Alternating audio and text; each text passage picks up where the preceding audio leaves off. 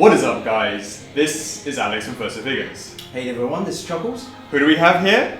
Berserk Guys! Hey! The Black Swordsman. Chocks, it's been a long journey. Finally, Yes. we have Guts, Black Swordsman's variant right here. Yes. Right now, it's time to get into this. So much effort, time, the whole shebang, it's all gone into this piece. So pumped that we're finally here. But the journey, Chocks, started right in the Collectors Club. Yeah. What is this Collectors Club I'm talking about, Chocks? Collectors Club, basically our official community club on Facebook. Yeah. Yeah. Where we have over, I believe, 41,000 members right now. But who's counting? Yeah, we're counting 42 now, I don't know, or 43. But anyways, so here we are in the club. Basically, every single day, Alex and I are in there talking to the club members, fans, with anything with regards to anime and games. And we're so happy to have Berserk as part of our anime lineup. And yeah, for sure. But what I want to talk fundamentally is how do we even get here? How do we get to work on Guts, from Berserk? And I can recall when I set up the club back in the day, every now and then a lot of people would start posting some of their wish lists, some of the items that they wished that we would also tackle as well. Yeah. And of course we're very, very receptive to fan feedback, and one collective voice kept getting louder and louder and louder. And that of course was the club was always saying, have you thought about Berserk? I would love a Guts. Guts here, Guts there, Guts. And it got to the point where I started paying attention. And I remember when you joined, we hadn't announced anything like that. It was one of the things that I'd heard, and I said to you, hey Chocks, what do you think about Berserk? Do you think this is a good fit for us? What do you think about that? And do you remember what you said? Exact words? Oh, well, not the exact words, I can't remember, but remind me, please. Well, yes. no, you would.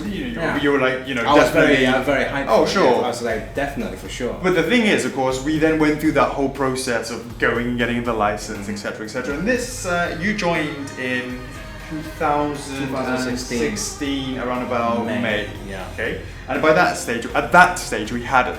And I can remember. Yeah, that's right. So we hadn't. We were sort of going into our phase 1 of anime and looking about what are the sort of different lines we would go into, and Berserk was one of those that we wanted to have right off the bat. Yeah. So I can remember sitting there with you in May, June, when you sort of just started joining and we were talking about some of the different animes.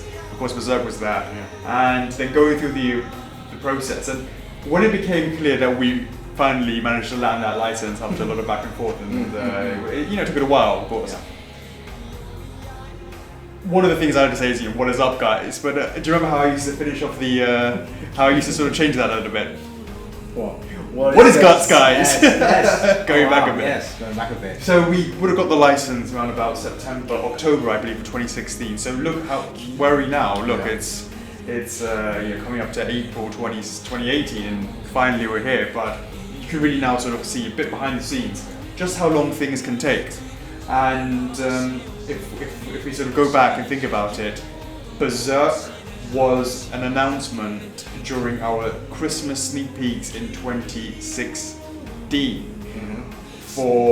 was I don't know, sort of like December the 28th, 29th, whatever it was. The last week of December. It was because we were celebrating that we had just around 15,000 members in the club, and as a result we wanted to do a reveal, and of course it was Berserk. And it really thinks about just how long these licenses not only take to get, so we started talking about it internally in May, announcing it, and then finally developing it and showing it as well.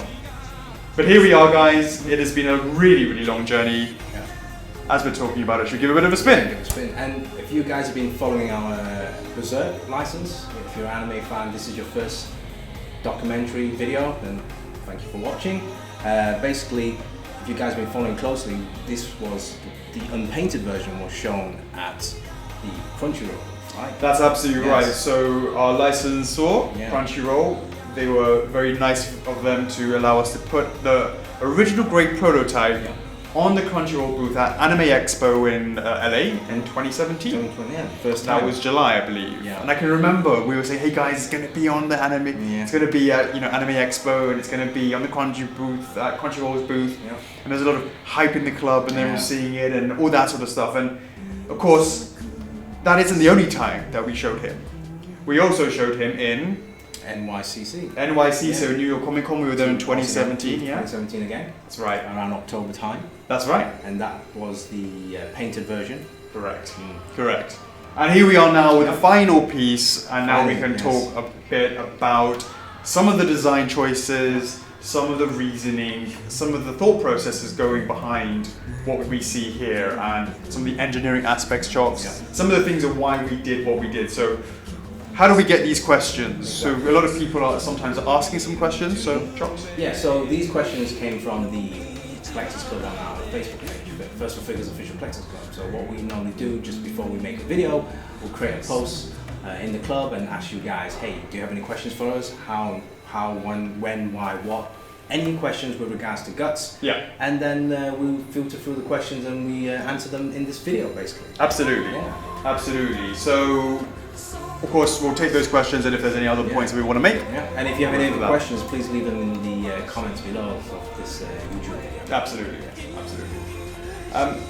Cool. Jocks, should we kick off with the first question then? Alright, let's get straight to it. First question from Jason Tonello. Not too many F4F statues go for a dynamic action pose like Guts. Was it hard to pick one with a character that wields such a huge sword? First of all, let me think. Do we do dynamic poses? Well, I'm looking at over there, and behind the camera there is a bunch of our stuff. We're getting more and more dynamic with our poses, but I could probably say some of our earlier stuff was a little bit more static. Mm-hmm. I guess you could sort of say that. You have some that are full of motion as well, but it wasn't more about whether or not. So Jason's asking, not too many have F4F dynamic poses. Right. Was it hard to do one that wields a huge sword? Well, that's not really the point about his huge sword or not. For me, it made absolute sense for a couple of reasons why Guts must be in a dynamic pose. And it was two reasons, Shocks. The first reason was, this is Berserk. I think the clue, Chocks, is in the title. Right? Now, when you go Berserk, usually that involves some sort of sense of power and sense of rage. And in order to convey something such as that, you really need to do it in, of course you can do that in a couple of ways. One is the face, another way is in the body motions, to sort of give your idea of what something could be for raging. And with Guts, this is absolutely what we wanted to do, to give him this raging face and in this dynamic pose to allow to have that really sense of dynamism, really want to have that power in it. Sure. So the fact that he had a huge sword actually led to some challenges, but we can talk a little bit more about that a little bit later on. But what was really clear from the get-go, that we, as I said, wanted to give that sense of berserkness, that sort of crazy motion and power in the pose. But also, we have to be mindful of the fact that there are some other Guts statues on the marketplace, and we sort of felt, how can we differentiate ourselves? And one of the ones was making it dynamic. Having said that, to be honest with you, we were already well into this pose, and it so happened to be different and to be putting our own spin on it. So I'm really happy how that worked out. But of course, for me, this whole thing has been very challenging because of certain aspects, the sword, the cape. We'll go into that a little bit more in more detail. But from the get-go, Jason, absolutely, we knew we had to make it dynamic, and we didn't rest until we got it to that stage. Yeah, I mean, like for members of, for fans of the manga or the anime, a lot of time, obviously there's going to be some quiet moments in the quiet moment scenes, right, in the manga and anime. Oh, of course. But, majority of the time, everyone's more into the explosiveness, the intensity intenseness of the character. Yeah, the intensity is there when you actually have the actual fight scenes, which is of course what it's known for. You see that in the original manga, translating those into the animes, the most recent one as well, and it's something that, as I said, the clue is in the title, Jobs. Yeah. I mean, we could always in the future, if the language. This is not called calm. Well, but it's called Berserk. There are some calm moments which we've got, which if people really want that kind of type of statues, I mean, obviously we're looking to that as well. Let us know what you guys let us know in the comments. Let us know in the club. We'll love to hear that. So definitely, from the word go, it wasn't a question of could we. It was we must make it dynamic. We must make it aggressive. Berserk is by name, and we must make it berserk by nature. Alright, cool. Right, next question from Randy Gerrard. How long have you been working on him? So, as I sort of gave a bit of a breakdown on terms of when we started working on him, sort of getting the license and then working on him, the sort of first initial ideas was way in 2016, towards the end of 2016. And in fact, it's probably a little bit earlier, because as we said, we had the prototype in July of last year. So we'd obviously done a lot of work in quite a lot of base work in 2016, and then continued it, and then got to the prototype stage for Anime Expo, and that was, as I said, July. And so if you sort of take those key dates, sculpting wise, so you can see it was end of 2016 into the sort of summer of 2017. And I remember we rushed to get that prototype ready for the actual Anime Expo. And then of course the paintwork, we kind of got to 85%, 90% at the time for New York Comic Con. And then from New York Comic Con, which was in October, we've now been refining it for more, and it's taken quite a long time, hasn't it, Chucks? 5 more months. And that is because it's not just painting, it's not just that, but there is engineering aspects. This is a completely gravity-defying pose. The engineering work behind the scenes, one small change equals a lot of work. It's not just, here it is, it's put it on the base and boom, you start painting it. It's not quite, but it's certainly not as easy as that. So there are definitely aspects that we had to consider with that. Right. Sure. Yeah. Okay. Cool. Next question from James Bennington. With Guts being so vertical, were there any engineering lessons learned from him going forward? Absolutely. We talked a little bit again about why it took so long to develop it, but there is a ton of engineering things that we had to work on. And the first one was let's talk about, let's go from the top down. Yeah, okay. Perfect time at this moment here. Yeah. Okay, so if we talk, let's talk a little bit about, why don't we talk about the details overall, Charles, and then we can talk about the difficulty we had with actually making those details, turning them into the and the engineering aspects of them as well.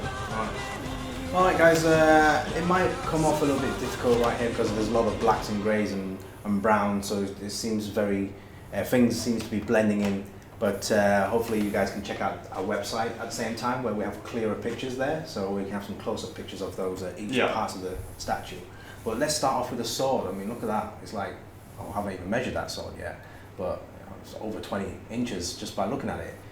You can see the details going down the middle of the sword. That's a different texture compared to the edges of the sword. These got these battle scuff marks, grooves, and guys, this side and this side are totally different sculpts.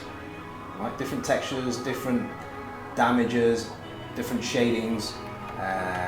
Even the chain on either side. These are totally different, and I mean, you're absolutely right. There is a plethora of different textures, and the edges, the sort of polygonal sharp edges that you see going down this sort of lovely triangle shape, going along the edge of the blade. And if you can turn it towards the camera, you can look at that tip as it hits the light. You can see as it goes past there and you turn it there. That is a sharp, big sword, and it was really, really difficult to sort of work on that and get that done. But what I would say, it's a chunky sword as well. It's like it's a good 2.5 centimeter thick. Yeah, the actual thickness of it. Yeah. Now, with that comes inherent difficulties, and the difficulty with that is how do you have something so heavy keep its position for all time? Well, in there, Chocks, this is a removable piece. Inside there is it's almost like a peg and a sleeve, we'll call it, right? And it's a peg and a hole, right? And there's a long peg that goes along the so if I sort of turn it from the side, up to about here. Would you say, Chocks? Yeah. From here all the way to about here, it's a metal rod that's square shaped that goes all the way along here, and then inside this sword itself is the sheath. We'll call it the hole of that fits directly perfectly on top of the square peg, and it's important that it's square, Chocks, and the reason for that, of course, is the angle of the sword. Now, we wanted to clarify that this is the angle that we wanted to do. So he's got it almost like a batter, like a baseball bat, and this is the cutting blade. Now, we have him in this kind of pose where he can kind of swipe it forward, going across like that. And the reason why we have it sort of at this sort of angle is because he's elevated. So we knew that if we were going to be cutting it like this, Chocks, he needed to be elevated above his enemies so that he's almost jumping down towards them and therefore can swing it like that. That was kind of important. And in order to have that sense of motion and that sense of having the correct angle of the bat, we had to make sure that we considered the arc. And if you consider the arc, now if you turn this 90 degrees, all of a sudden it would be like hitting him with the flat. You'd be hitting him with this part if this was rotated. And so if it was a circular peg, it was very easy to start rotating, which is what we didn't want to have. Right. A square one means it must go in a certain direction and be correct to what our vision of this was, which was to have it so that it could swing like that. Slicing. Absolutely, slicing. So you're not hitting him on the top, you're slicing him, chopping him to pieces. So that is the sword. Yeah. So that's part of the Dragon Slayer. Yeah, the part of the kind of a mid-action pose we're going for, because obviously he's lunging forward, his eyes are looking forward, slicing, and then obviously if you're jumping off the cliff, obviously his cape is going to go that direction. Right. Because it's swinging and leaping forward, so the cape is going to be this side, or else he's going to catch his sword. Right. So if we talk about the poses, right? As you just said, how do we create dynamism? And the first one, of course, was, as we said, was the sense of movement in the cloth, as you said there. Yeah. Having him jumping and leaping off the cloth, so and having him sort of defying gravity. So and also, most important, his twisting of his body. That's important as well, because it's swinging, he's doing a mid-swing. So if you're going to swing, and you're planning to chop it like this, you need to, and you've got something pretty heavy on your back. Yeah. Almost think of it like a golf swing, Chocks. You bring it back like that, right? Am I looking gut-esque, right? And then as you swing, so I'm sort of twisting here's my chest, and it's twisting out to the side, but I'm still looking forwards, right? And then I can bring it across like that, and that, of course, is what we're trying to get in this pose here as well, which you can see the really big rotation on the twist. Yeah. If you look at his stomach, it's facing this way, Chocks, but if you look at his chest, it's facing out this way. See that? So the chest is coming this way and the stomach is coming forwards, therefore there is a rotation in the chest through to the waist. Of course, that leads to having that natural looking swinging out pose. And of course, if you start looking at the legs, can you see at the back that the feet here do not, maybe we can get an angle of it, just about there. If you look over here, you can see that actually it's not even touching the base, that the entire pressure of this piece is literally running through here, and there is a huge peg that comes out over here, but also a massive peg that comes throughout and goes in internal skeleton throughout the piece to be able to keep this pose forever, basically. So in terms of the structural engineering wise, there's that as well in there. And if we again look at the details, so we were just sort of talking about the pose a bit there, and how do we create that dynamism. And of course, let's say we have this lovely base here, it's a lovely rock base where he's at the top of it, pushing forwards in a kind of like, he's got the pressure on the ball of his, the flats of his right foot only, so therefore he has the ability to leap and continue his stride. It's almost like he's jumping over it, and then he's landed his foot on here to continue his spring forward in a berserk fashion. So that was the thought process behind the pose. But again, let's just continue to talk a little bit more about the details, Jocks. Yeah. Alright, so we've done the sword, especially the bandages, the hands, going down to his armour. All this is here, different textures, especially the armour. All weathered, battle damaged, has been seen some different type of action. Take me out with that. Yeah, sorry. And then like moving into the daggers, kind of have that leather texture feel, and then all the metal chains, the rivets, the stitchings as well, the stitching that goes around the pouches. Yeah. All different, you can see on this side. From the back here, there's so much detail and different pieces on the back as well. The belts, the buckles, all the way down to the legs. Again, all these knee and thigh protections, all these have been, has been through blocking with his knees and stuff. Yeah. You can see the cuttings and the marks. So you're absolutely right. So I want to bring attention to a couple of things and some of the difficulties that we had as well, Charles.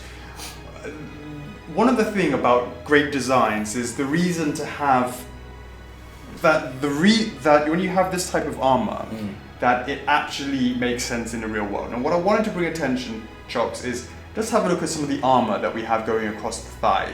And this, as you said, the leg protection, can you see, there's like 1, 2, 3, 4 bits of layers. Yeah. Yeah? And then if you follow that layering effect, it's almost like it allows you to have this movement, because if you didn't have that layer effect, how do you bend your leg? If you're going to have movement in the thigh area, this is where you would have it. Now if you keep going down here and you look at the knee protection, you'll see in the knee protection, going to the bottom part and the top part of the knee, again there are these layers. So it's like if you were standing straight, all of a sudden you have these sort of layers that will groove over each other. Right. So the testament to this design itself makes sense. And then if you go and look at the front, the tops of the foot, if you look at the tops of the foot, maybe you can see it from the side, again, more layers. How do you have such a dynamic pose, but for it to make sense with the armor? Because, armor is usually very encumbersome. How do you walk around and how do you be all loosey-goosey and sort of walking around in it? Well, layering will allow for us to have quite a lot of movement. And of course, if you then go and think about his shoulder pads, what do you see there, Chalk, as well? 1, 2, 3, 4 to 5. Right, but again, it's layers. It's all layers. Out of his black swordsman outfit. Of course. And again, it's a testament to the design, beautiful design, to when making the character, the sculpt and all that sort of stuff, when designing the character originally, and then sort of making sure we had those details added to the actual statue itself. Now, I wanted to quickly talk about this cape. The cape actually provided quite a lot of challenges for us. And one of the problems with the cape was that when we first made it, Chogs, it was thinner than this. Okay, and I've kind of given a bit of a hint of how we solved the problem. But we found that if it was, we were concerned that if it was going to be the original thinness, it would bend and warp over time. And if it warped over time, you're not likely going to notice it because it's kind of all like that originally. But you would notice if it dragged down and if it bended down. And that, of course, it doesn't matter. Like if it slightly did that, you would have no idea. It would still look good, right? Not that I'm saying that's what would happen. I'm just saying you wouldn't be able to tell. But if it did this over time, then you're going to know that would be the case. Now, the problem was that because it was so thin, we were worried that it would break easily. That's the first thing. So we needed to make it thicker. Now, but making it thicker means it becomes heavier. And if it becomes heavier, you then have the sort of worry about it sagging over time. Drooping. The drooping over time. So what we actually tested out, Chocks, is, do you remember we actually made this completely in cloth? Yep. Tried that. We tried making it completely in cloth and putting tons of wires within that to try and recreate this original design, this original pose of the cape itself. And ultimately we could get the pose, we can get the sort of the flowiness of it, no problem, but we really sat down and said, Chocks, side by side, sculpted or cape, take your pick. And we both unanimously came in and said, sculpt. And also, we also ran it by the club. Yeah. The club people were in two minds, but I think the sort of overall voice was that the cape one looked better. Now, of course, we had an issue before, which was we were worried about it being deformed. So what did we have to do, Chocks? We had to make it thicker because we already at this stage have decided we're going to give up on the cloth cape. Yeah. Stick to the resin. Stick to the resin. So inside this has wires running through this to maintain the shape. And the other thing is, Chocks, it is not made of poly resin. What it's made of is PU. Polyurethane has the texture, the ability, in fact, it's what people use as prototypes. It's actually pound for pound stronger than poly resin, but it's lighter. But it's not lighter in the sense that it's like cheap and flimsy like plastic. No. It's definitely a little bit lighter than poly resin, but it's stronger, Chocks. So we tried making it with a cloth cape, and ultimately we found that when we looked in it eternally, we kind of said, you know what, a resin cape looks, a sculpture cape looks better than the cloth cape. And we put this in the club, and of course a lot of people had their opinions, and I believe the overall unanimous voice was, of course, to go more with this style of a sculpted cloth. Now, we obviously knew that, therefore, cloth was not going to be an option. So, if you remember at the beginning, Chocks, we said it was thin, and we were worried about it warping. So, do you remember what we had to do to make it? How do we deal with this problem in order to deal with? Because first step was like, okay, we'll just make it thicker, but again, we're worried about. Right, making it thicker was to stop it from breaking it. Right. So problem one, does it break? The answer was no, because we made it thicker. And that actually involved having to completely remake it in 3D. It was a bit of a, because you couldn't just like, oh, I'm just going to make it thicker, and by adding a layer on top of it. No, it doesn't work like that. A layer of clay on top of it. It has all this texture detail in it. So we actually had to go back to the 3D and make it thicker like that. So step one, the problem of it breaking too easily because of the being too thin was resolved by making it thicker, correct? But what problems did that lead to? Weight. And the weight was a problem that we had when it was already thinner. Yeah. So making it slightly thicker to avoid breakages exacerbated the problem that we were worried about having it tilt over time. So, what do we do to deal with that, Chocks? Well, we had to go with a different material. Right, it's a mixture between a different material and a wire system inside this as well. So internally there's some wires going through there. Very, very thin wires because it's quite a thin cape, but it was certainly thicker than it was before. Do you remember what material it was, Chocks? PU. So PU is a polyurethane. It's very similar to resin in the sense that it can really capture all the details. And pound for pound, Chocks, the strength of PU is better than polyresin. But it's lighter, but not like plastic lighter. We're talking, it's still got some weight to it, but it ticks all the boxes. It's lighter, it's more durable, and you can. And we made it thicker to deal with the wires, thicker to have the wires in there. And of course, it ticks the box where we say we're not going to go with a cloth cape. Okay, so. That's another example of some of the difficulties and the engineering difficulties and why it took longer than most of the stuff that we work on. And we take our time on making these things. This one in particular was really challenging. So that was definitely something to look into. If we go down the rest of the piece, Jocks, let's talk a little bit about the face. He is looking forward, as you said, but he is raging, and he's got this massive yelling, screaming face. He's going quite literally berserk as a result. He's going all out. He's going all out. So one of the things is he has a brand of sacrifice, right? And that is a point on the back of his neck. Now, one of the interesting things about that brand is it bleeds when he goes berserk. So it's kind of hard to see, but it's, you know, the head is it's kind of hard to see, but there is a bleeding brand at the back of his neck. Now, you can't really see it, Chocks. I mean, let me see. You have to be up close, looking in the right angle. But Chocks, that's a detail that cannot be missed. You can't have guts without having the brand, and you can't have the brand without it bleeding. If he's raging, because of course, as you know, when he's raging, Chocks, what happens? When he's raging, what happens? Well, everyone dies. Well, yes, but I meant the brand itself. The brand will start bleeding. Exactly. You know, so there's blood will start leaking out. Exactly. Yeah. When he also like in the sense is like all the ghosts and bruises and stuff like that. So. Absolutely. Now if we go a little bit more into the details, the face has got that power in it. Now, let's have a little bit more of a look at the colours, the textures. We sort of covered already with the paint, with the sculpting, but let's talk a little bit about the colouring itself. If we look at this piece, he is the Black Swordsman, and if you look throughout his armours, it's like his armour colour is black, right?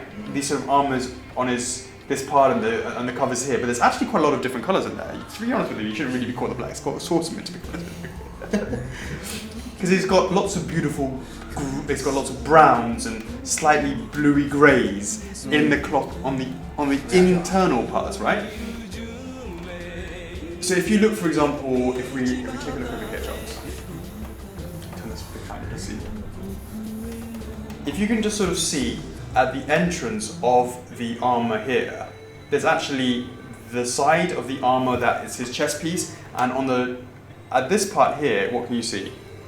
Sorry. If you look at the camera, you can see basically over here what you see. You see I'm talking about his inner clothing, yeah. which is underneath his chest armor. And we wanted to give that layer effect, so it looks like it really is under the armor itself, to give that impression that that's what's happening.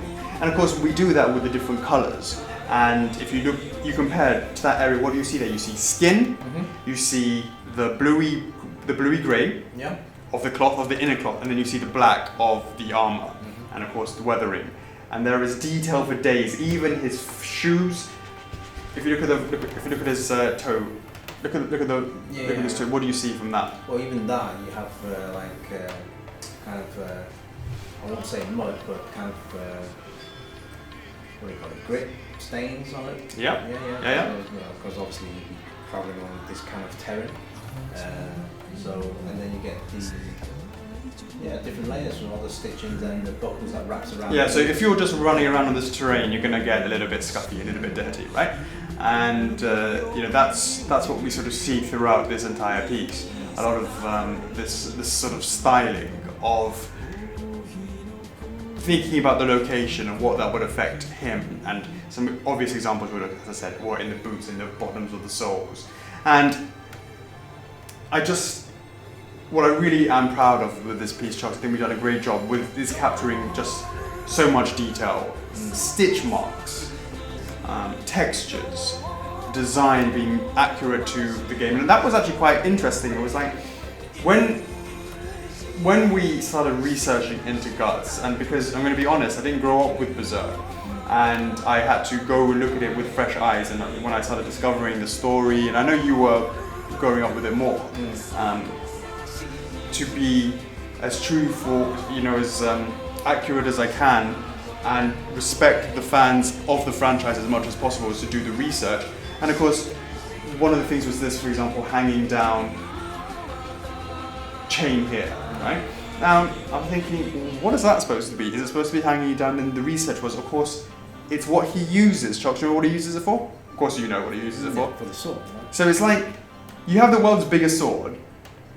Do you have a scabbard for it? The answer is, hey, nobody got time lugging that round. So the way he he straps it to it, he uses that as a means to put it behind his back, and that's really, really great. My first intro into Berserk itself was the Dreamcast version, the Dreamcast game. Ah, right, okay. And I was walking around with this sword, I was like, hell yeah!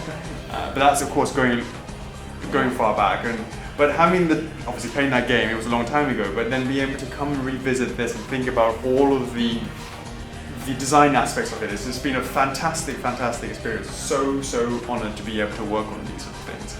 And of course, understanding, that scene, you know what I'm talking about. That scene when he loses his arm, now you definitely know what I'm talking about.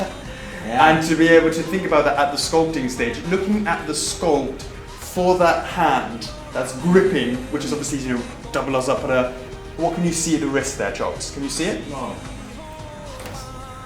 That's the, Boom, boom! Yeah, that's Pow, right. pow! Pew, pew! Right? Yeah. And to be able to get those details and understand where it came from the anime, from the manga, from that scene, you know what I'm talking about.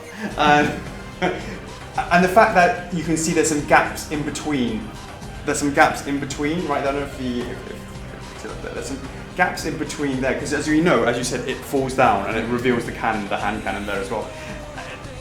To be able to see and know about that scene and what happened and what he uses that weapon for and how it came about, and apply that into this version of Guts, because of course, we would love to maybe in the future, if the guys are up for it, it's a Black Hawk version, Band of Hawks version, etc.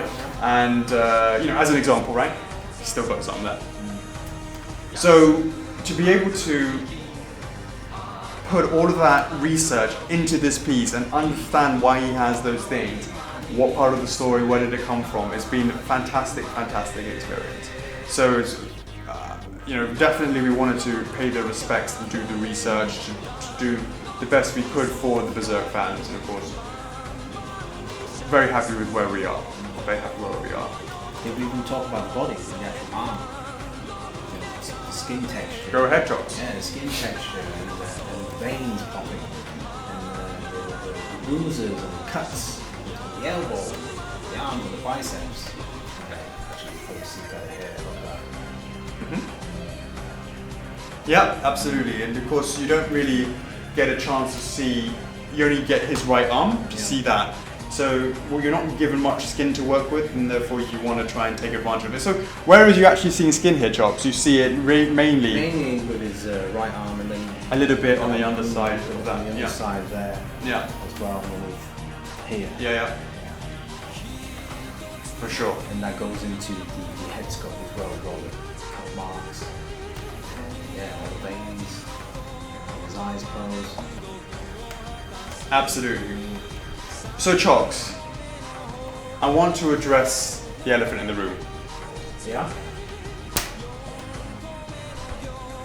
This is Berserk. Okay. You want to know that? On it is Guts. Now, what I want to just quickly take a look at, this is the regular base, okay? But what do you notice, Chops, on the rocks itself? What do you see over here? Oh yeah, I mean, rocks. Oh, you can see it over here as well, yeah. Oh yeah. There's so many variations of colours here. It's not just brown. But what else is there? Light brown. Something a little bit. Different textures, different grooves. There's something a little bit red on there as well. Oh, you're looking at that? Yeah. What are you seeing there, Chops? blood spots. Okay, now let's talk about the elephant in the room. This is Berserk. We've just talked about how he rages. He's in this dynamic pose.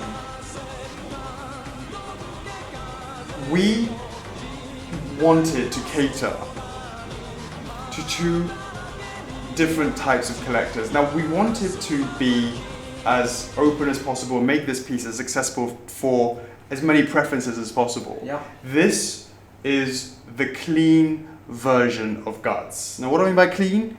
Well, the blood on this piece is really, really subtle. And what I mean by that is there's little bits of specks of blood on the base itself.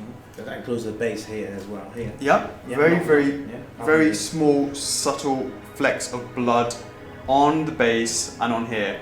And some obvious bits of areas, like for example his cut face. Yeah. You're having a little bit of blood there, you'll see sort of red streaks of that. And of course, if you look at his hands, and when you look at the actual sculpt itself, it actually has grooves in there as well. So in those grooves, we have bits of blood coming out of those lines, but it's not what we'll call excessive at all. It's very sort of subtle. And if you just look at the piece itself, it's just a lovely, lovely character. You know, obviously he's lots of rage, all that sort of stuff. It's a very, very lovely piece that is really just focusing on the character, the dynamism, and the blood aspect has been really at a backseat. Yeah. It's very, very clean. Clean, focusing on the details of the armor. And that would, you know, I'll give an example, maybe something if you compare to our Artorias that we've made, or you compare it to something like our Nightmare, if you know what I'm talking about for those characters. Those are, again, really imposing, detailed, armored pieces. There isn't any blood on it. And this would go side by side and look perfectly in place. Do you know what I mean, Chocks? But let's face it, this is also Berserk, and it is a anime manga spectacle that there are gratuitous amounts of blood involved. So we wanted to accommodate those that love the character, love the piece. Maybe they have a more a family-orientated display area and they didn't want to have too much blood in it. This is the piece. This is the piece that you want to be looking into. And then of course there is those that want to have what Guts represent, the Berserk, that aspect of things, and therefore have a more bloody version. And what we're going to do is we're going to change the piece over and we're going to make and show you guys the bloody variant. In 3, 2, 1, boom! So of course, as we were saying guys, this is the bloody variant of Guts, the Black Swordsman, and we wanted to cater to those that wanted to have Berserk in its more raw aspect, the more Berserk is known for being bloody. So as you can see here, Chucks, why don't we talk a little bit about the difference between the regular version, we'll call it just the normal, non-bloody variant, we'll just call it the normal version, versus the bloody variant of this one. Chucks, why don't you sort of go through some of the differences? Alright, the main obvious one. You can see on the cameras here straight away. Boom, in your face. Look at that, the entire sword, blood, different tones, different types of reds. You get darker reds right at the edge, as though you just sliced an enemy, and all fresh.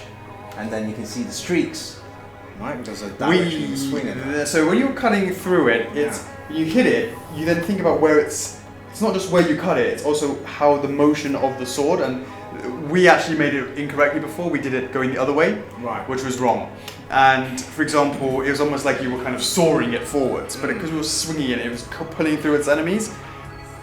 The angle should be like that, and it was something that we had to get right. We had to tweak that. And in fact, some of the club members had noticed we'd done a picture of that, and they were like, it used to be like that.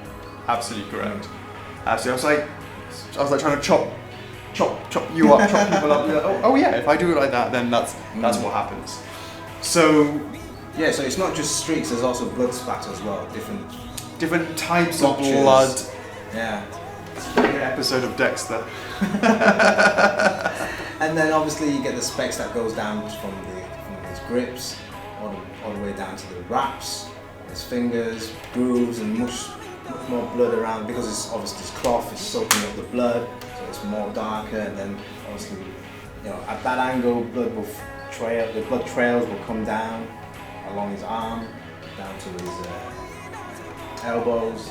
And then again, it comes all the way down. It's pulling down his muscle lines along his forearms. And blood, gravity, all dripping down, blood splotches on the bags, on the daggers, on the shoulder. Pretty much there's specks everywhere. Everywhere, going all the way down, down, down, down, and then look at the cloth. The inside of the cloth. And then also the outside of the cloth. Yeah. It might be hard to see against the black, but you can definitely see it in the when it's in front of you, that's for sure. And then down towards the legs, in between the belt buckles, underneath his boots, and again flowing down onto the base itself. Well, the base originally was the same one as the normal version, so actually it's subtle amount of that. And Chocks, if we just wanted to quickly talk a bit about the base itself. What it says on the top of this base actually is the Berserk logo. Now, the normal, what we didn't prepare for you guys today, but will be different at the production pieces, the bloody variant will be as per this, but the Berserk logo will be in red to complement the fact that it's the bloody version. And what you have here is what we see is like the Berserk logo is in a black gloss, which is sets it off compared to the matte of the black riser here. So you have the black of the logo of Berserk in this beautiful shiny black. The bloody variant will be the same as this, but it will be in shiny red Chocks to help give some distinction between the normal version and the bloody normal version of Guts. So there you go, Chocks. Lots and lots of sort of subtle changes with the blood. Of course, I mean, it's actually not that subtle, it's kind of in your face. But the fact is, Chocks, we want to be able to accommodate as many different types of collectors. And maybe some collectors would like to have the blood, but maybe they're in they have young children or whatever it may be. Well, that's the normal variant will be the one.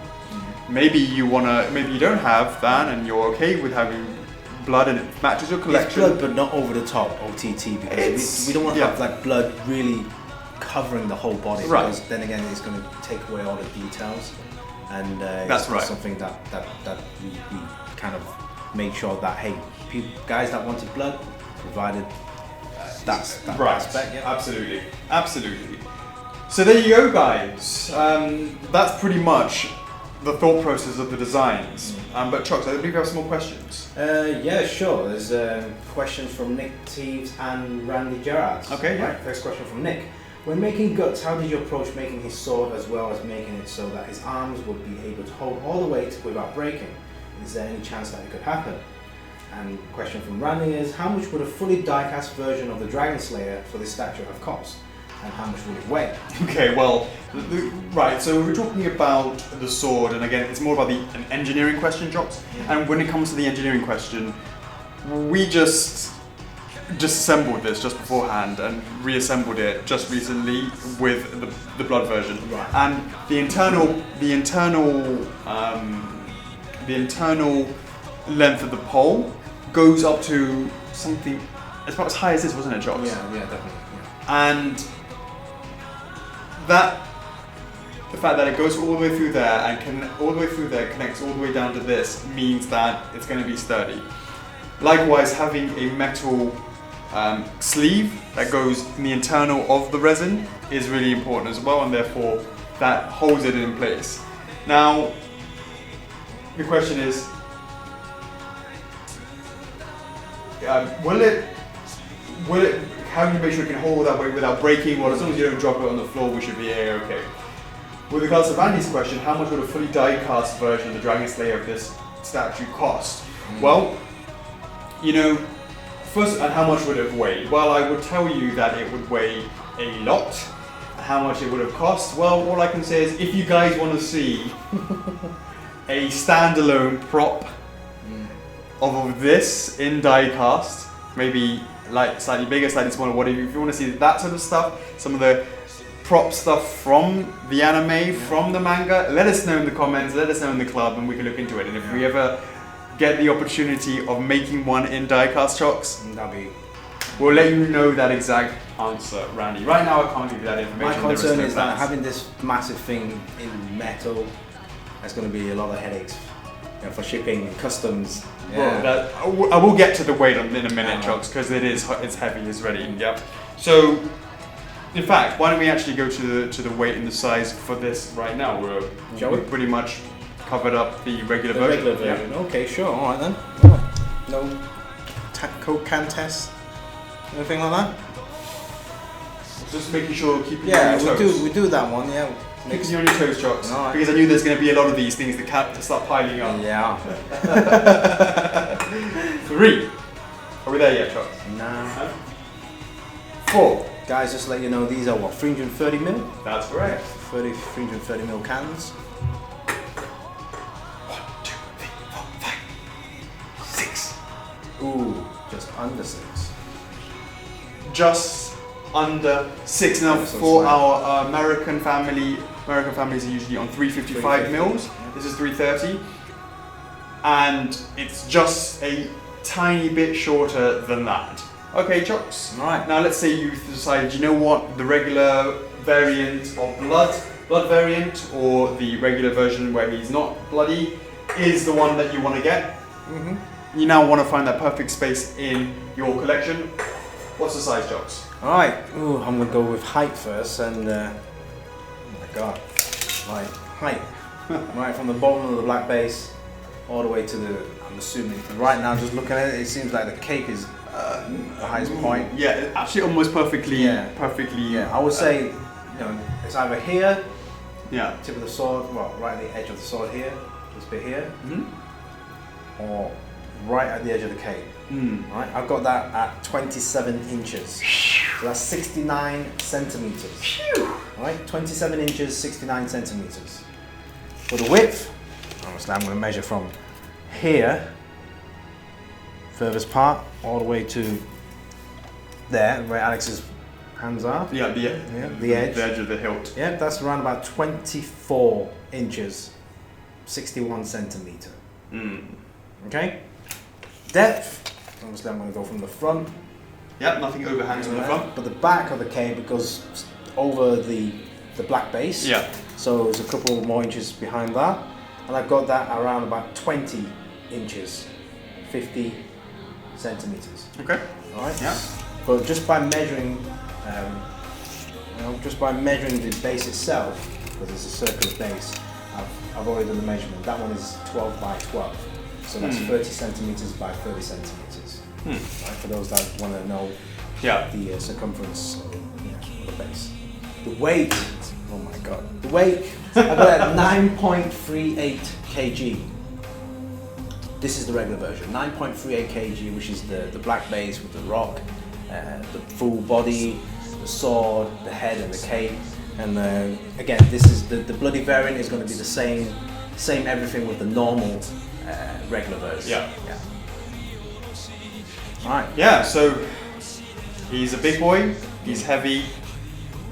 What a fantastic representation. We're very, very happy with how he came out. And currently, I would say right now, because the base, the rock is attached to the base, so that's going to come in one piece. Yeah. We're looking likely that the full body will be one single piece. Obviously, the head itself will be one piece, so that's 3 pieces, and then the cape will be another piece, that's 4, and then you also have the sword, which is 5, and then possibly this is kind of a sword holder, or we call it, the fastener. That's also another piece itself. That's right. Alright, so that's 1, 2, 3, 4, 5, 6 pieces. Not too bad for the assembly. We just need to make sure you assemble the bit at the back before you put on the cape. Yeah, I'm sure we'll do some unboxing production videos or some kind of step-by-step guide for you guys. Sounds good to me. Yeah. Alright guys, alright Chocks. Alright, shout-outs. Boom! Ooh, early this time. Right guys, shout-outs are basically found within the documentary Q&A that you can find in the Collectors Club, and basically I will post a comment in there randomly and say, hey, first 10 people to reply to that comment will get a shout out from Alex. So if you're interested in these shout outs, make sure you check out our next documentary posts for the next launch. Absolutely. All right. Okay. Well, we've got shout outs to Derek Baker. How's it going? We've got 3 PM in the house. Christian Hernandez. He knows what's up. Eric Stegan in the house. How's it going? Shout out to Bang H Lee. How's it going? We've got Brendan Rostello, one of our lovely admins. We've got Pepecito Suito. Nice one. How's it going? We have Ryan Rostello, just one to remove from his brother right there. We have Ashley Liam. How's it going? We've got Chris Hildebrand Jr. Shout out to you. And last but not least, JC, Jessica Castick, one of our lovely admins, as well as the Rostello brothers. Boom! Right. Done. But we're not done with this video yet, Jocks, because there is more. If this is the first making of documentary you've ever seen before, this is the regular version, and with most of our pieces, we also make an exclusive version, and we're gonna show that to you right now. Boom! Check this out. This is the exclusive crazy base. This really, I believe, elevates it to a whole new level. It pits Guts in a life or death struggle, giving context to his berserk looking face and giving more of an idea and a story behind what we're looking at. And the first thing you'll notice, Chocks, of course, let's talk a little bit about that base, and then we'll talk about how that relates to Guts himself. The first thing I want to say is, Chocks, let's start with what's the same as the regular one. And the only thing that's the same here, Chocks, of course, is, give it a bit of a turn as we're talking about it. The same as the regular one? Is, of course, this little triangle of rock that you see over here, which is the same as the regular base as well. Here we have the exact same rock as the regular, but of course, that's the only thing that's the same. There is, let's have a conversation about this purple loveliness that we've got going on here. Now, Chocks, this is the blood spirits that you see that he fights against. And of course, look at the faces. The faces. Face. I don't know how I've lost count like this. Face. And on the back here, more face. Like, God knows. How many? There are so many. If you just look at, of course, you could just look at it and go, these are purple messes. Well, no, that's not quite. There's tons of different faces within there that you have to really look and see. And as you said, there are tons and tons and tons of them. Now, let's talk about one in particular, and I want to sort of talk about it from this angle over here. Yeah. If you look at Guts in this angle, you will see that there's a difference between the regular version of Guts and this version. And the difference is, if you remember from the regular one, what angle was his eye looking? Now, if you remember, from this is how we showed the exclusive, the regular version. Right. Now, how was he looking? In the regular version, his eye was looking forward. It was looking directly in towards the camera. Looking up, forward. Directly to camera. But if you look at this direction, he's not looking towards the camera now, is he, Chocks? He's looking like my bottom left. There you go. And the reason why... 7 o'clock.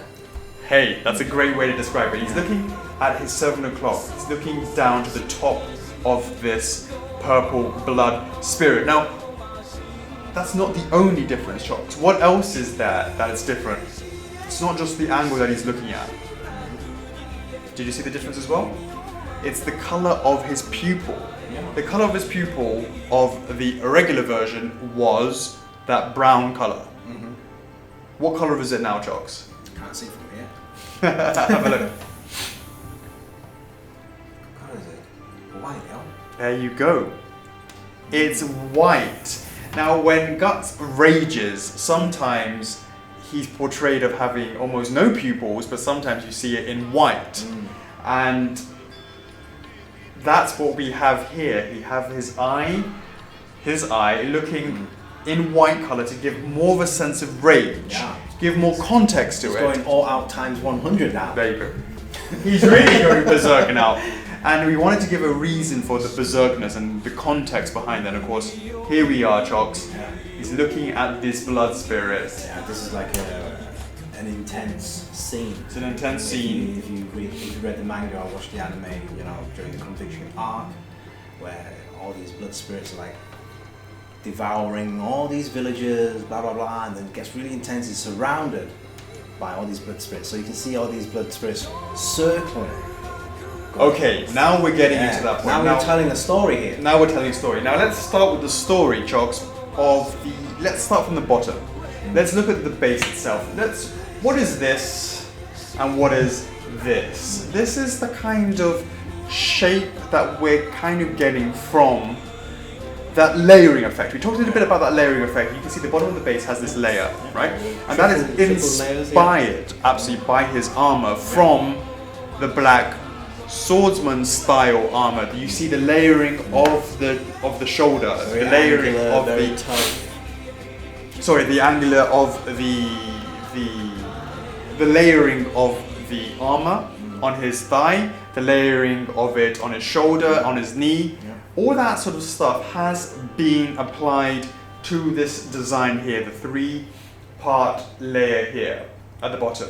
Then the bit at the top, again, is more of that kind of angular shape of his armor. That is the top band and that is the bottom band. Now let's talk about this middle thing going on, Chocks. I want to talk a bit about that. Yeah. So basically, if you look into it close now, it's going to be really hard on the camera. All you see right here are scenes of despair. Let's be honest. Yeah, it's like tapestry work here. It's like really close up images of the whole story, this particular arc. Now you talked about the blood spirits. You talked about the villagers. I can see Casca. Inside the first of all, let's talk about the texture.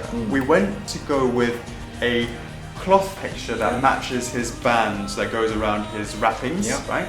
And as you said, there are blood spirits in here. There are the villagers that are being consumed by the blood spirits, and of course that whole arc there that you can sort of see, it's wrapping all the way around it, telling the story. Now it's not obvious until you go and look into it and go, you know what, wow, it's got this sort of coffee stained brown old looking kind of scroll and text of that scene. And we wanted to have it there. It's not immediately obvious, but it's there if you decide to look at it. The point of this figure is that it gives detail for days, and it keeps on giving you. Every time you look at it, something else is going to pop in at you. Now, it might be the detail that you see here. It might be, of course, some of the blood spirit details themselves. And let's talk a little bit about those blood spirits. Yeah, all from different angles. I mean, it's like looking. Obviously, if you look from the front, you can see, you know, Gus is like really going at it here. You can imagine him slicing this off, and then if you keep going around here, you can see these spiraling around, about to attack his leg. Okay, you're absolutely right. Now, you talked about about to slice it off. Well, let me say, you're talking about this piece over here, right? That this piece is about to get sliced off, and the reason is why he's about to get sliced off. But if you slice it off, Chops, that's not the end of it. Let me explain why. Because we have here two pieces. This one over here, okay, and this one over here. These two pieces have already been sliced off, but previously sliced off. Does that mean they're dead? No, they just keep on reforming. And you can see the actual swirl effect of it coming back out. So it doesn't. It's not once you slice them. It doesn't mean it's all over. They're coming back. It's like you're gonna keep slicing all night long until if you know the story. You're gonna keep slicing all night long. Now, he's never out of danger, Chops, and this is the reason why he's got this intense look in his face and he's dynamically moving around, wanting to give that effect and have that in there. So this has been sliced off, he's reforming, but of course on the surface of it, Chops, it's not just a it's not just smooth. The face is reforming inside it. So you actually see it here, and you see it here. There are faces on the surface of that, and you see these little spikes that are coming around. That's about it reforming and becoming this rounded shape. And when it becomes a rounded shape, of course, it becomes the face that you see, the faces of it over here. And of course, the face that you see, this is the one that he's now got his attention to. He's got his attention on that, and that's sort of swirling up to get him over there. Now, I think now's a great time to talk about the next question, John. Yeah, okay. Alright then. Next question from Hunter Shumate. How did you settle on the spirits for the exclusive version instead of some of other enemy Guts has faced? So, the obvious thing would be the apostles. The obvious thing would be some of the more common enemies that you would see in the Berserk line. But you know what? This hasn't been done, or at least to my knowledge it hasn't been done. And we wanted to give a sense of the kind of scenario that Guts finds himself. It's not just about things with Guts hanging out when you're slaying your enemies, of which that's what it's about, but it's also the supernatural, the demonic, and having the spirits, and I feel like they're overlooked, and we wanted to give attention to that. We wanted to give a very specific scene and have reason for what he's doing, and give meaning to what he's doing, and context to what he's attacking.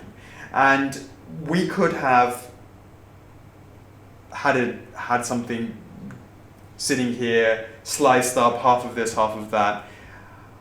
But you know what? We wanted to do our own version. We wanted to have something that wasn't really done before. We also wanted to consider the cost.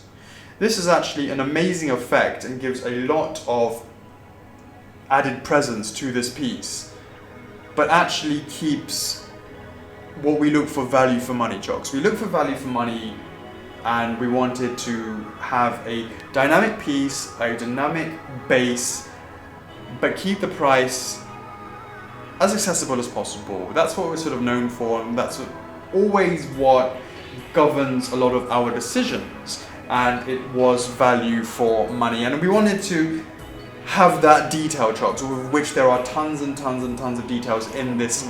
As he says, you know, in these spirits. Hunter's asking, why do we go for this? Well, this is the reason we wanted to have this beautiful effect where they have this sort of ethereal, this otherworldly, spirit style. And of course, it made sense for us to have a resin in transparent resin. Which actually is more expensive to do this clear resin, but it also allows for us to do something else. And that something else is this, Jocks. This spirit. All these spirits, and we talk a little bit, let's talk before we go and show what that does. I want to really talk about the detailing as well.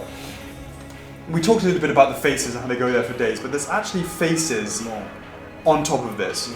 And what you can't really see, Jocks, is there are faces, tons and tons of faces that you're seeing over here, and it's a mixture between demonic faces turning in from the villager faces that are being consumed. Now the villager faces that are being consumed are all here, and they're sort of turning from a humanoid face into a more kind of blood spirit, this kind of spirit, evil looking face.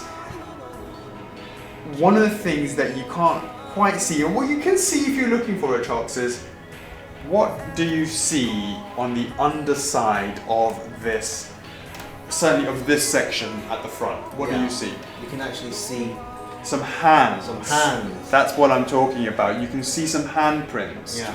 But you can't really see it too clearly. Until boom!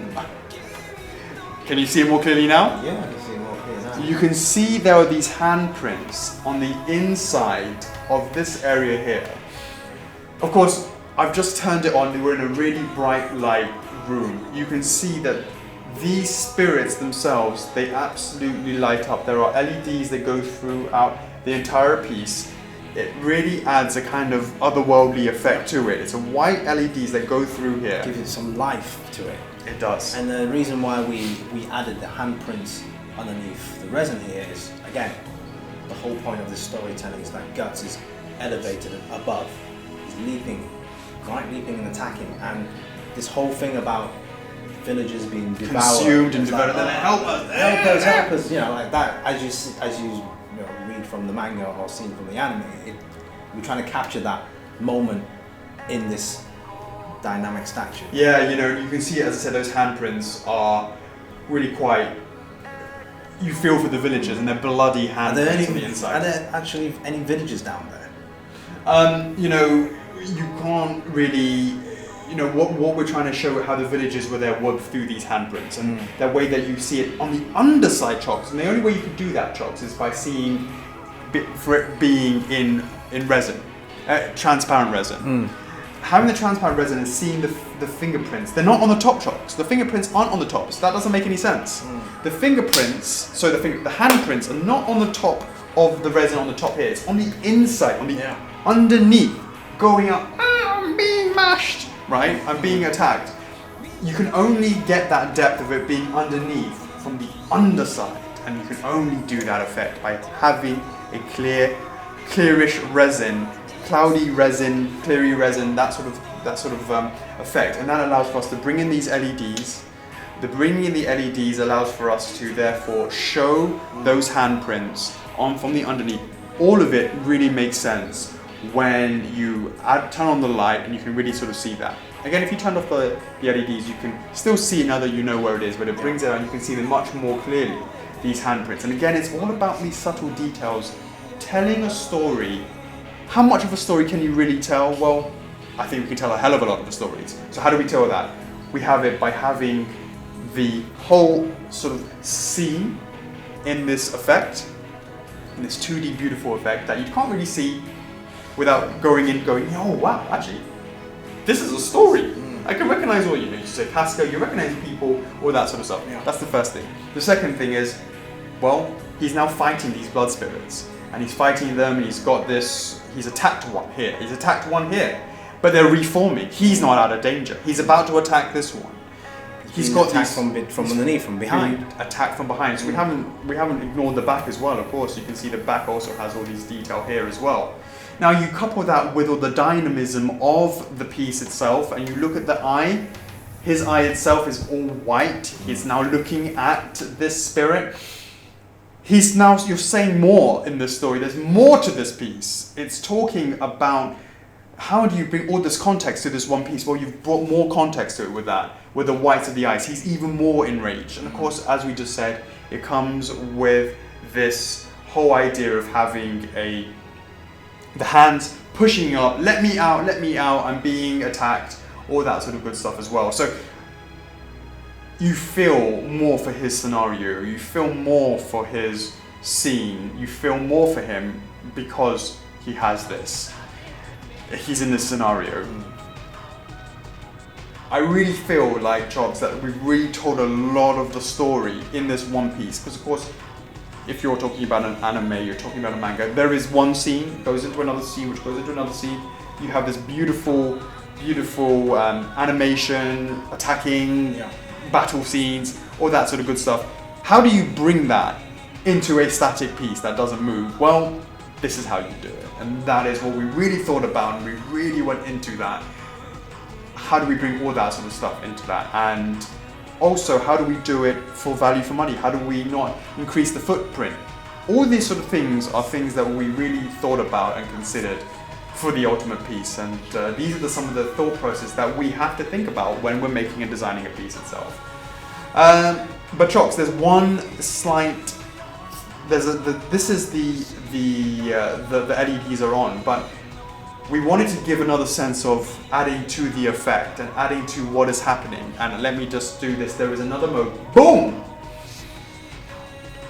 This is the animated mode, Chocs. Now what it starts off is movement within the bottom of the base, and then movements of the LEDs going throughout the different blood spirit strands. Of course, there are 1, 2, 3, 4, 5 of these, and we'll turn them. We'll give it a bit of a spin as we're going through this, and of course we'll do an overlay as well, where we can sort of really sort of see how it looks in the dark. We're really bright light here. Chops, what do you want to? Why don't you go through some of the things that you see? Well, obviously you can see the lights are kind of like pulsing up, going around. They're all moving at different speeds because obviously the spirits are all kind of like moving at their own different paces. So as these are coming up towards guts, you can see the lights going upwards here, and then it moves along here, and it moves along here, and the ones that previously been sliced, obviously they're also forming again with the lights moving around, and the lights for the actual middle bit of the base, they have a different pulse effect. So some are coming on, and as they're coming on, the others are coming on as well. Give us that kind of gooey movement. You know, like let me out, the villagers, and that coupled with the red of the hands pushing up against it again tells the story in a static statue. A statue is a statue, right? It doesn't move. But how do we incorporate so much more storytelling? Well,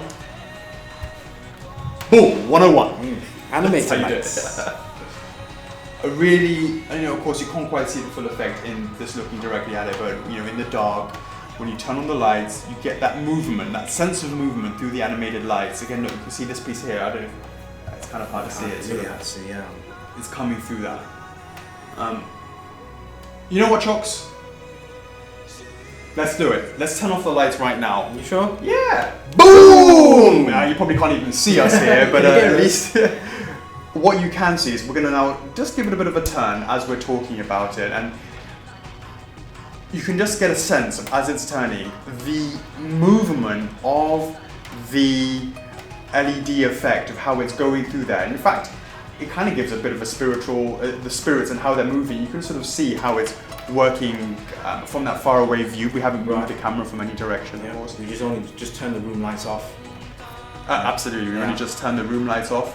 And of course, you can now sort of see just how it's moving within it. And I can sort of, it looks really nice as we can sort of see it moving within that. So you can see different pace for 1, 2, 3. There's like 5 strands, so each of them are different length, and they're pulsing at different timing.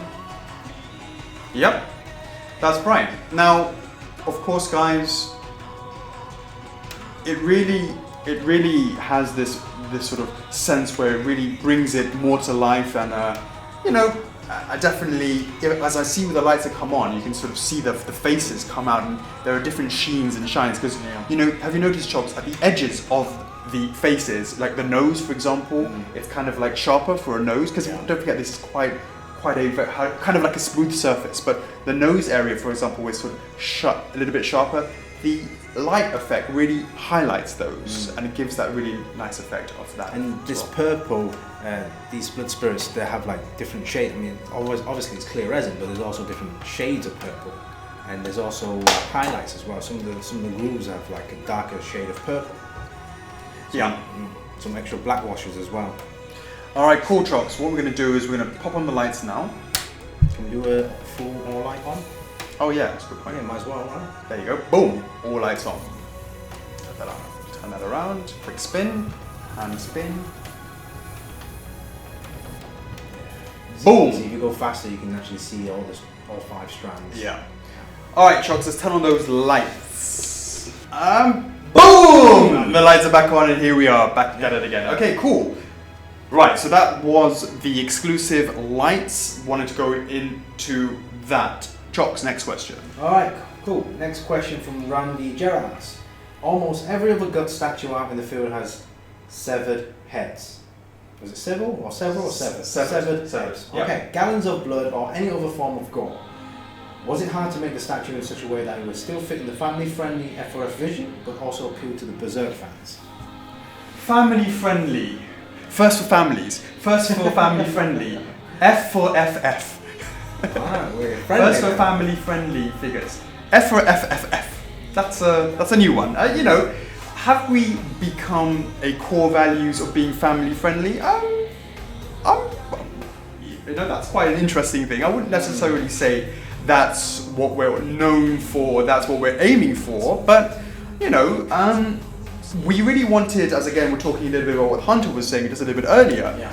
You know, we wanted to sort of go for something that was a little bit more different. And we demonstrated with the regular version that there was a bloody variant. And, you know, that's also the same for this version as well. This is the exclusive normal version. He's not bloody.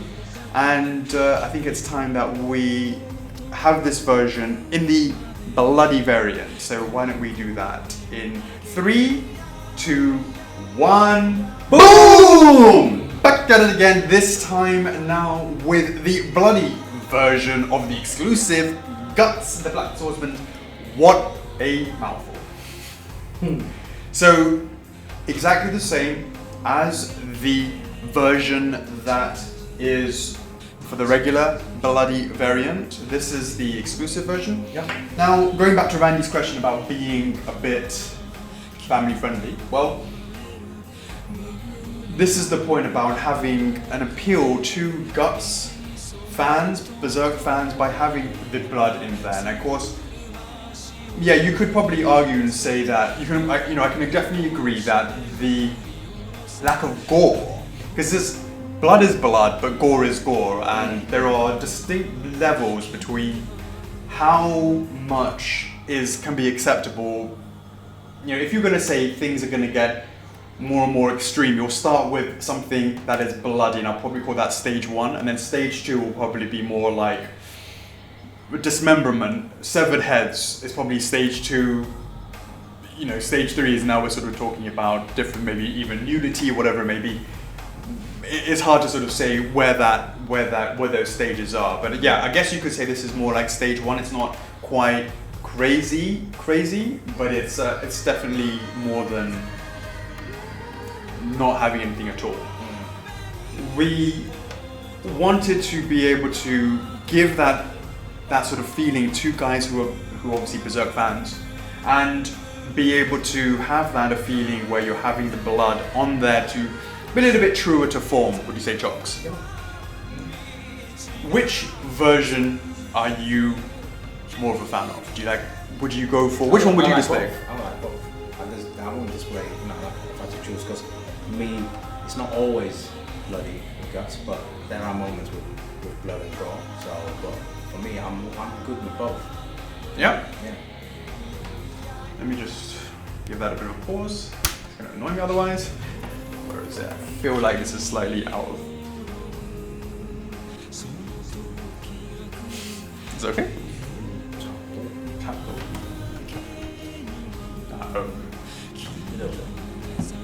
Maybe. My way towards me. More towards you. Boom! Perfect. The bloody version is exactly the same as the regular one, as we were saying, so you still have all that blood going through that sword, all that angle. Now some people might go, why has he got blood going through that sword? And he's fighting spirits, and I can totally understand that, but it's not like he also wasn't fighting something else. This is where it starts coming to imagination. Was he fighting an apostle beforehand? What was he doing? You know, it's the remnants of one of his wars, one of his fights from earlier, whatever it may be. So whatever the reason he has the blood on it, it still adds to that blood effect. You have the villagers, of course, there with their bloody hand, as we said, pushing upwards as well. Now, Chooks, I wanted to talk about some things that we haven't done correctly that we will make some tweaks on. And the first one is the hand wraps, Chooks. Go ahead. All right, yes. After further feedback and responses, we noticed that the wraps only goes up to around about here on his fist. But really, they should go around. Like a fighter, like an MMA fighter or whatever boxer, they wrap their hands around like so. So those are going to be altered. Yeah. Yeah. Yeah. There's something else with this head. Now this head is, we call it the screaming Berserk head. Berserk head. We wanted to slightly make some change. You can't maybe really see it from this, but we will be making it so that the canines are slightly sharper rather than being quite flat all the way around. So we'll be making some slight tweaks just to make it a little bit more natural looking, and we don't have that for you just today, but we will have those tweaks in the production videos, and we will update in the collector's club. Update in the collector's club, update in the video later on as well. So better sort of keep an eye on that. One other thing we haven't mentioned right here is that when we say the bloody version, the blood splatter actually goes up across his face as well. So that's different to the regular version. Right, there's more blood splatter on his face, whereas the regular version, the non-bloody variant, we'll call it, both the regular and the exclusive, doesn't really have as much blood spatter. It has a little bit of, like, the lines, but not actual blood spatter. So that's absolutely correct for you to mention that, because there are some subtle differences. There is also a little bit of slight changes that we'll be making to the colour of the blood. Some areas a little bit too bright, we will slightly tone that down as well. So there are some slight tweaks that we will be making just to give it that more authenticity. Now, Chocks. What is there else that comes with the exclusive version? Well, if you're a die-hard F4F Berserk fan, you would know from following the NYCC 2017 is that we have additional heads. Boom! For the exclusive version. I think that's a good question to follow on with from Brendan. Alright, Brendan Rostero, how did you decide on the additional heads for the exclusive? Well, we showed at NYCC, so it's not just if you were a die-hard fan in the F4F CC, the Official Collectors Club. Also, if you were having to go past our booth or seen the coverage from New York Comic Con 2017, that indeed it came with 2 additional heads. And let's do it, Chucks. Yeah, you take this one. Alright. And I take this one. 3, 2, 1. Boom! Now, I'll go first, Chucks. Alright. Okay.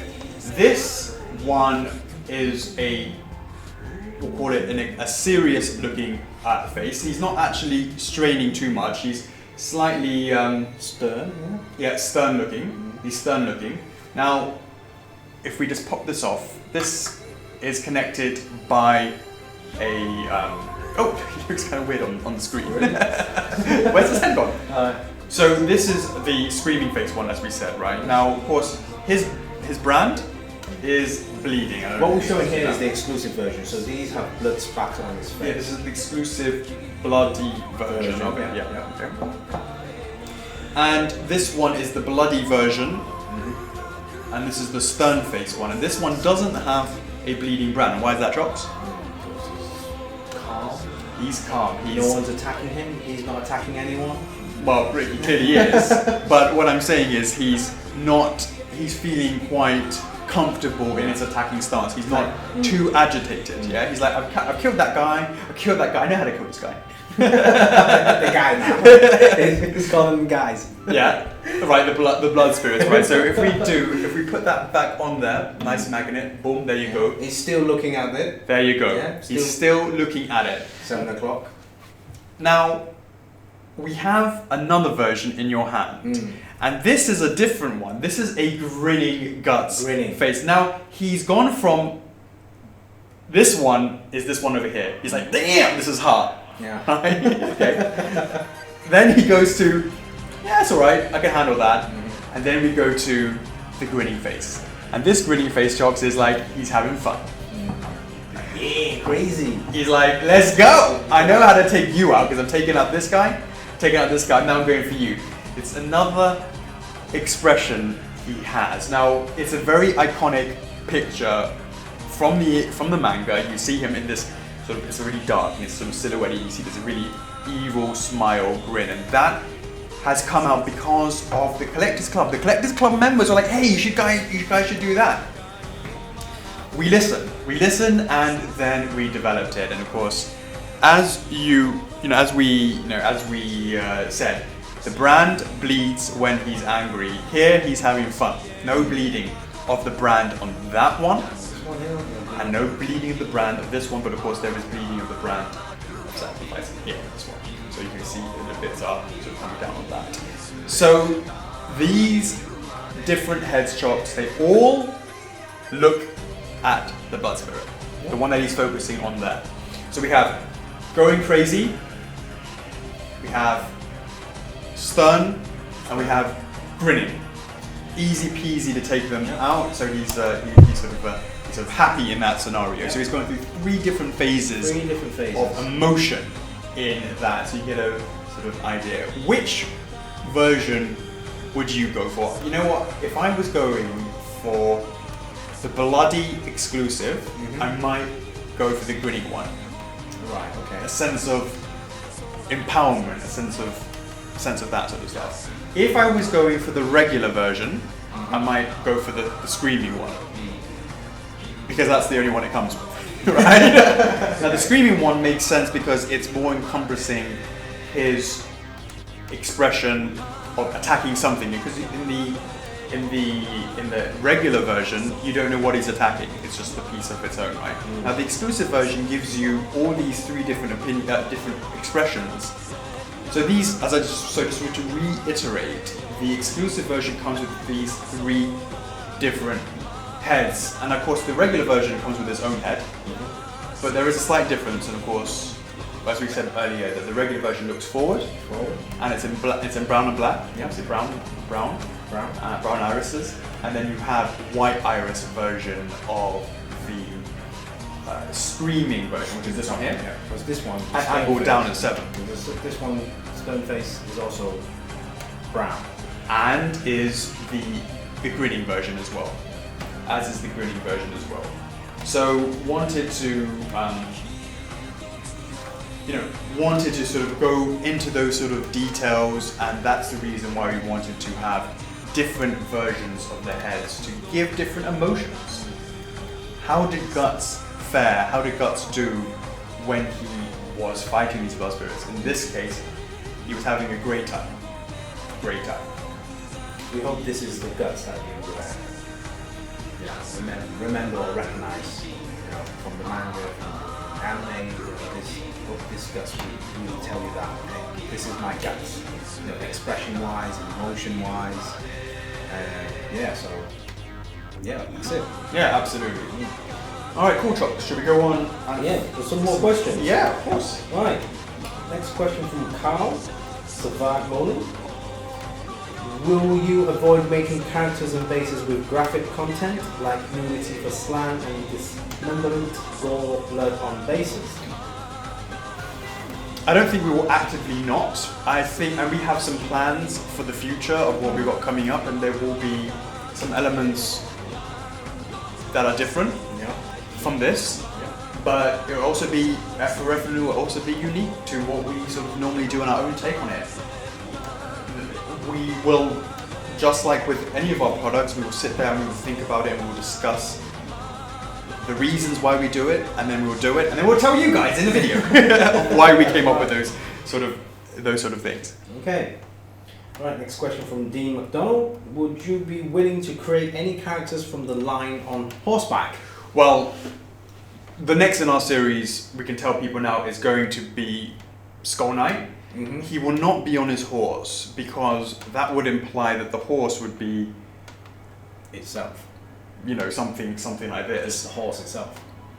Just the horse itself, right? It will be astronomically huge and not quite what we're wanting to do in terms of price points. Going to price points we're not really sort of comfortable going to.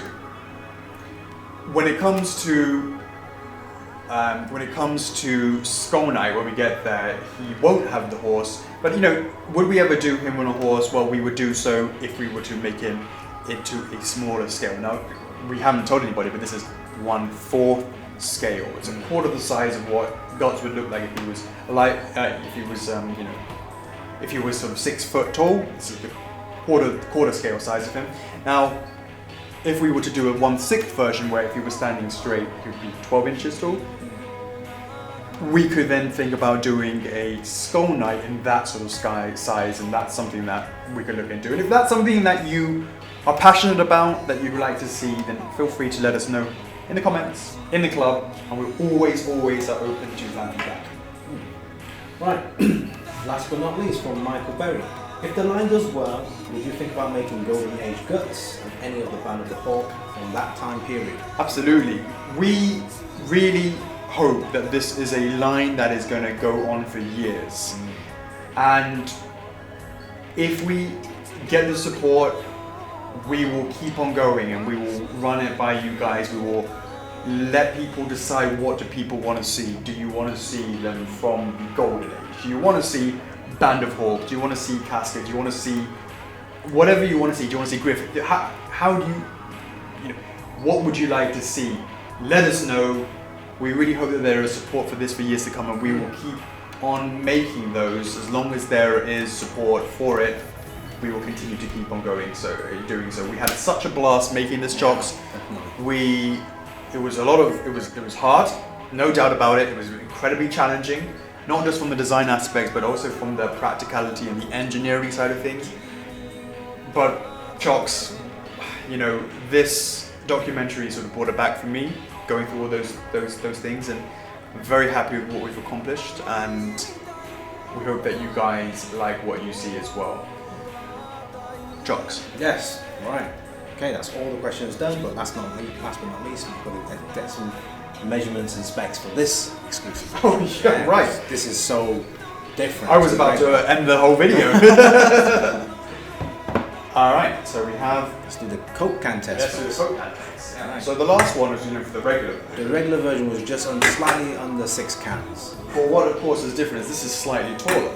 So the base is slightly thicker because obviously you're going to consider the extra trimmings at the top and the bottom, yeah, as well as the storytelling in the middle. Look at that. 1, 2, 3, 4, 5, 6. Just over 6. Yeah. Just over 6. That's kind of deep.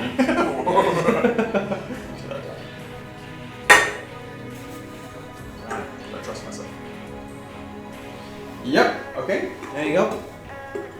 My turn. So just from that Coke can test, you can tell that it's much taller. But by how much? So again, from, you know, probably the highest point either from here. Yep. Yeah, definitely around about here. I've got that at 28 inches. What was the regular? It was 27. The regular was 27. Yeah, okay, so 28 inches, which is 71 centimeters. Okay? And the width is going to be the same because really it's just from the edge of the sword to where it was before.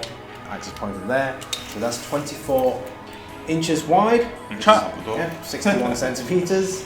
And again, the depth this time is deeper because you have the spirit sticking out slightly, but not too much. Yeah, not too much, but from the front, and again the cape sticking out from the back. But that would be the same. Yeah, that cape will be the same. 24 inches. What was the regular?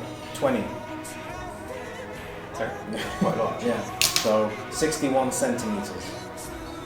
Okay. What? 24? Yeah. Near enough. No chance. 23. 22. You sure? Yeah.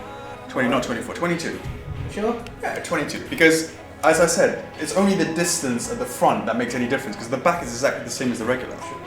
Yeah, so it's just a little bit at the front. So 22. 22. Right, let me get that correct. 22. 22. 22, which is what? So 56 centimeters. 22 inches, 56 centimeters. Right. And I guess the base should be the same. No, much more. Yeah, but only about 2 inches or something because that's what we said. The extra on the No, not this, as in the base. The actual base.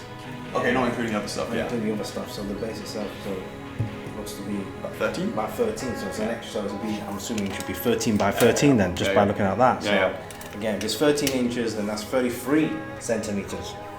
All right, weight though, it's much heavier. I've got that 13.8 kg. Yeah. The shipping on that's gonna be. The regular's 9.38. Now the shipping on that would be mega crazy if we were shipping all from Hong Kong, but that's not what we do, is it, Jocks? No. Why is that? Because we have quite a few different warehouses in order to make it easier for a collector who maybe likes to get the exclusive version. Now let's say you are based in America, Canada, EU, UK, and Asia, right? But at least those definite, like, because Asia, you're sending them to different. You can go to many different places, but We also have one in Asia as well, as you were saying. But for those 4 places, they are local warehouses. Cheaper shipping because we are the ones who send it to those locations, and from there we dispatch them out. Meaning no import charges. Those pesky import charges. Maybe you were in Canada. It was crazy. One of our warehouse in the US is super close to the border of Canada's, right? It's north, right? In Washington State, and going across the border would involve, even just as a one mile across the border, it would be international fees, it would be a different courier, it would be more expensive to send it, and Canadians would have to pay an import duty. So that's an example where we said, you know what, our Canadian collectors, we set up we work with a Canadian warehouse there that we work with, and then it brings down the prices for Canada as an example. And the same thing for the US, same thing for EU and the UK. Originally we were just going to the UK, but we have an EU warehouse to prepare for Brexit, etc., etc. But that is something that we've been doing, and hopefully you guys take advantage of that. So yes, but shipping will be expensive because it is inherently it's inherently heavy. But of course it will be much better, bearing in mind that we have those local warehouses. Oh.